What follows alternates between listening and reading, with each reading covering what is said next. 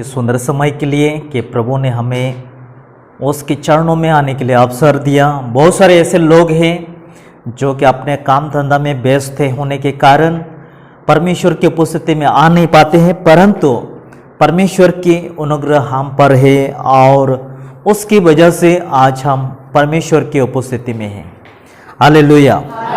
और पवित्र आत्मा की जो उपस्थिति हमारे बीच में है और मुझे विश्वास है आज के वचन आपके जीवन में आशीष के कारण बनेगा। आपकी विश्वास पवित्र आत्मा बढ़ाएगा और उसी प्रकार स्वर्गीय आशीष को आप प्राप्त करेंगे।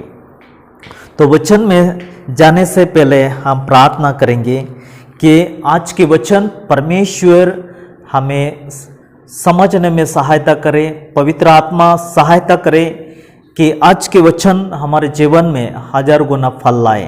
आमीन। आज का विषय आपके बीच में मैं लेके आया हूं, वह है धर्मी और दुष्ट।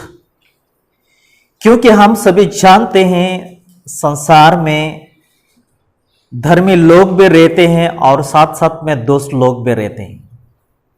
कई बार हम न्यूज़ में देखते हैं और कई जगहों में अपराध होता है,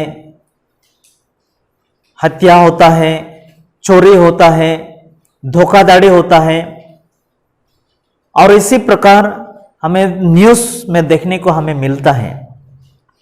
और इसके संबंध में कुछ वचनों को आपके बीच में लेके आया हूं और मेरे साथ निकाले यशायाह के नबी की किताब उसका 3 अध्याय 10 वचन को हम पढ़ेंगे। धर्मियों से कहो कि उनका भला होगा, क्योंकि वे अपने कामों का फल प्राप्त करेंगे।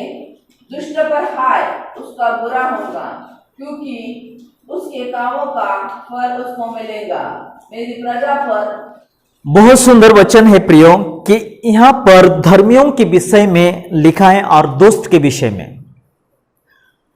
जब परमेश्वर ने यशायाह नबी के साथ बात किया और यशायाह नबी को कहा कि मेरे प्रजा को कहो, धर्मियों को कहो और दुष्ट को कहो, कि धर्मियों से कहो कि उनका भला होगा।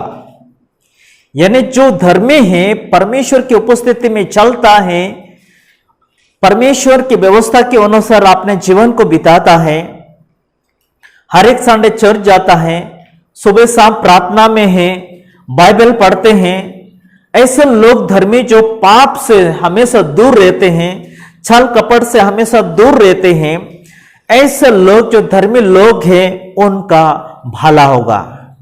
हालेलुया। परमेश्वर ने ऐसा क्यों कहा? परमेश्वर को ऐसा कहने की क्या आवश्यकता थी? क्योंकि हम मनुष्य होने के नाते हम बार बार पाप करते हैं। हमारा जीवन में पाप आ जाता है, सोचने में, बोलने में, क्रोध करने में, और इसी प्रकार जो लालच करने में, और कई सारे ऐसे पाप हैं जो कि मनुष्य के द्वारा पाप हो जाता है। और इसीलिए परमेश्वर ने धर्मियों के लिए और दुष्ट मृत्यु है। जो पाप करेगा तो उनके लिए मृत्यु निश्चित है, परंतु धर्मी जो है, परमेश्वर बात करते धर्मियों से कहो कि उनका भला होगा। यानी आज अगर हम धर्मी हैं, आज अगर हम सभी प्रार्थना में हैं, बाइबल पढ़ते हैं, वचन पढ़ते हैं, आज्ञाओं के अनुसार हम चलते हैं, तो हमारे जीवन में भला होगा। हालेलुया।